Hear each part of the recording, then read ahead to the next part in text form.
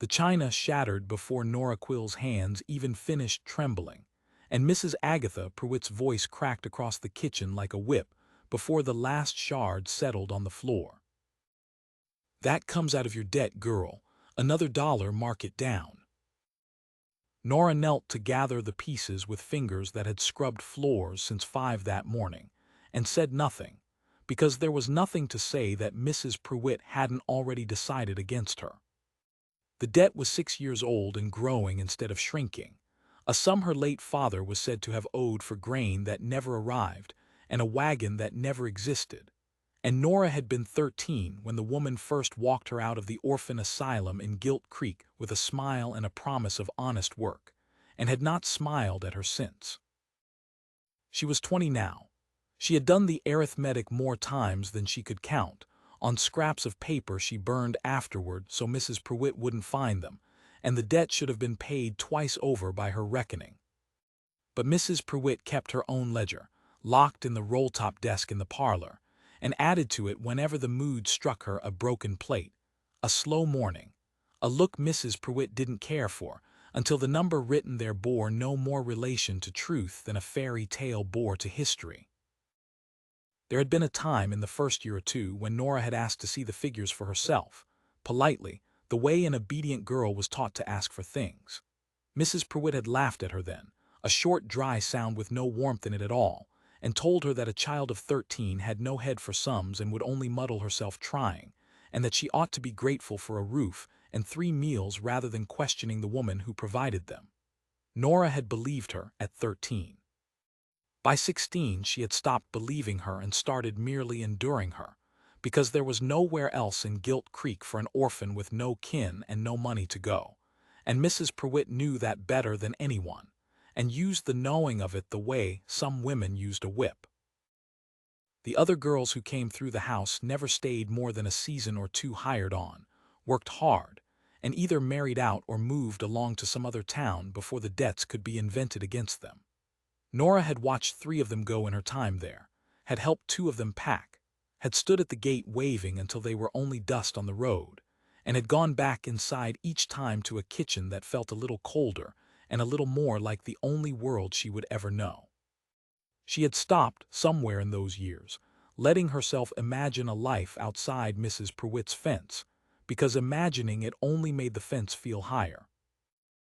"Sweep that up proper," Mrs. Prewitt said, already turning for the parlor, "and then see to the wash.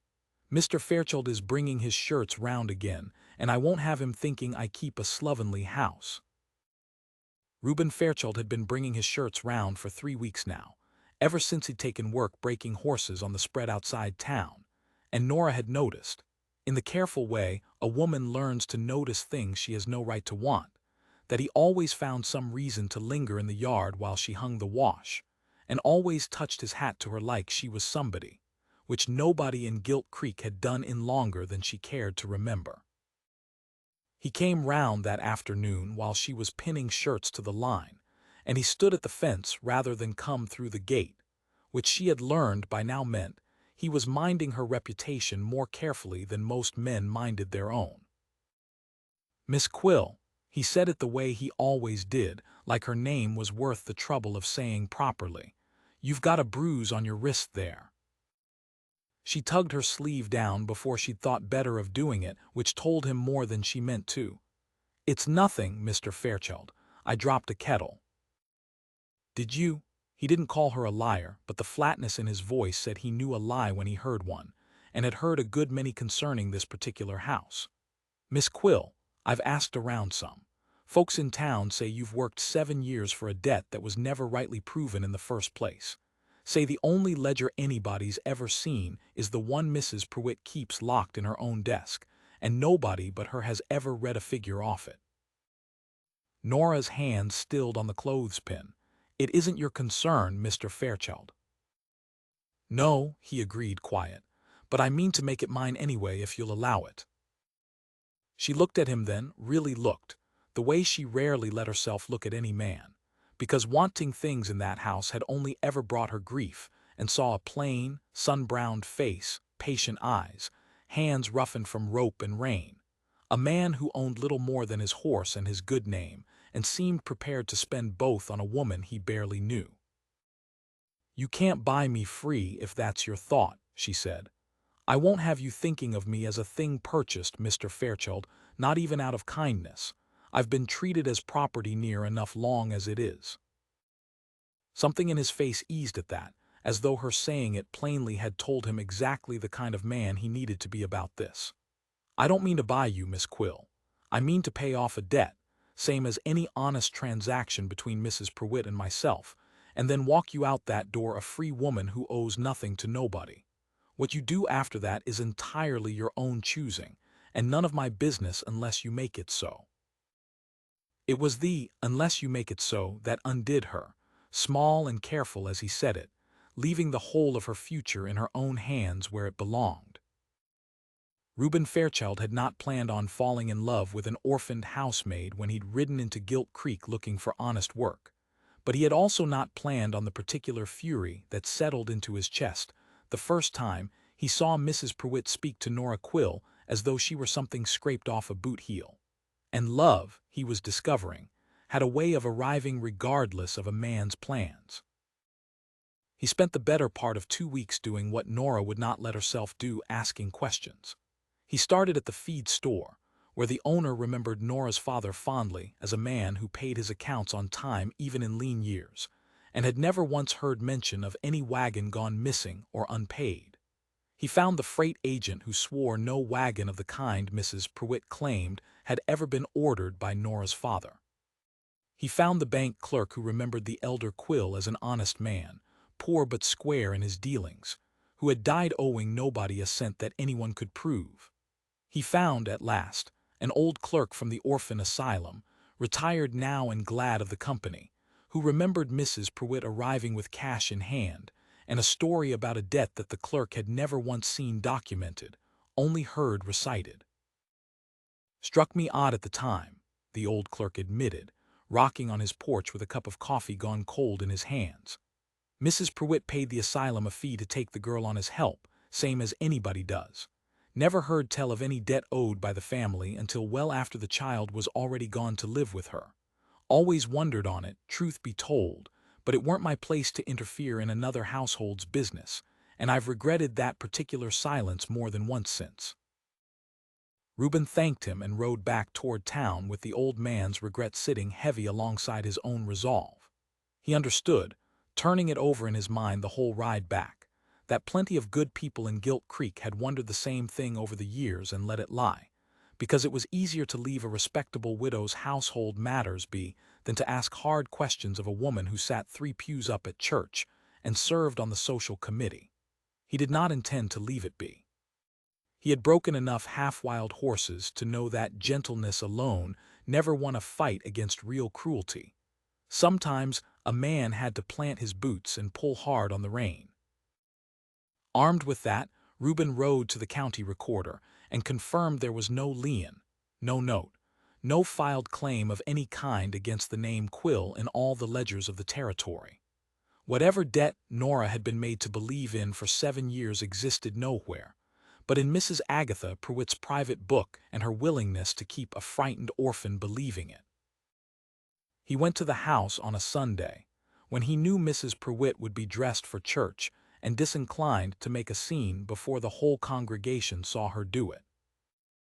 "Mrs. Prewitt," he stood on her porch with his hat in his hands and his voice even, though it cost him some effort to keep it so.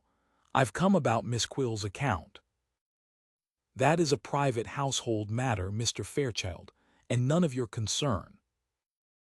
"I've made it my concern." He held out the papers he'd gathered, the recorder's statement, the bank clerk's letter, the asylum clerk's signed word. "I've been to the county recorder. There's no debt filed against Nora Quill or her late father, not now, not ever. I expect you know that better than any man in this territory, seeing as you're the one who invented it." Mrs. Prewitt's face went the color of old paste. "I'll not be spoken to this way on my own porch." "You'll be spoken to a good deal worse if this goes before the circuit judge, which I'm prepared to see it does," Reuben said, still even, still quiet, though Nora, watching from the doorway with a basket of mending frozen in her hands, had never heard a gentler man sound so much like iron. But I'd rather settle it simple if you're willing. I'll pay whatever sum satisfies you today in cash in front of a witness, and you'll sign a paper releasing Miss Quill from any claim, real or invented, past or future. And then she walks out this door with me, owing you nothing, and neither of us ever darkens it again. And if I refuse? Then the judge decides it, and every soul in Gilt Creek learns exactly how you've kept an orphan girl 7 years past any debt she owed you, off the strength of a ledger nobody but you has ever laid eyes on. I expect that would cost you considerably more than whatever sum you name today. Nora watched Mrs. Prewitt's calculation move across her face like whether fury, then fear, then the cold arithmetic of a woman who had built her whole standing in Gilt Creek on being thought respectable, and could not survive being proven otherwise before the whole town. "You've no right," Mrs. Prewitt said, though the fight in it had already gone thin. "I took that girl in when no one else would have her, fed her, clothed her, kept a roof over her head 7 years. You kept her 7 years past any debt owed, working for wages you never once paid her," Reuben said. "That's not charity, Mrs. Prewitt. I've done enough honest work in my life to know the difference between a wage and a chain, and I expect in your heart you know it too." He did not raise his voice, but something in his stillness carried further than shouting would have. "I'll give you this much credit. You took a hungry child in off the street when it cost you nothing but a fee to the asylum, and there may have been some genuine charity in that once, at the start of it. But charity doesn't sour into 7 years of invented debt unless somewhere along the way a person decided a frightened orphan was more useful kept beholden than set free. I mean to see her free of it today, one way or another." $50, Mrs. Prewitt said at last, tight-lipped, "and she takes nothing from this house that isn't hers outright." $50, Reuben agreed, and counted it out from his own saved wages, coin by coin, onto the porch rail, in front of the milkman's boy who happened to be passing, and who Reuben had rather hoped might happen to be passing, so there'd be no question later of what witnessed what.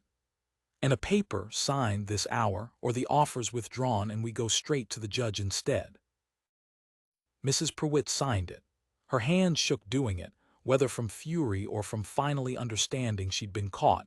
Nora never knew and never asked. "Get your things, Miss Quill," Reuben said, and though his voice stayed gentle, there was something new beneath it, something that sounded almost like joy held carefully in check. "You don't work another hour in this house." Nora went up the narrow stairs to the little room she'd slept in for 7 years, and packed what little was truly hers, a Bible that had been her mother's, a comb, 2 dresses she'd sewn herself from scraps Mrs. Prewitt would otherwise have thrown out, into a bag no bigger than a bread basket, and came back down to find Reuben waiting at the bottom of the stairs, hat still in his hands, watching her come down like a man watching the sun rise on a day he'd stopped believing would arrive.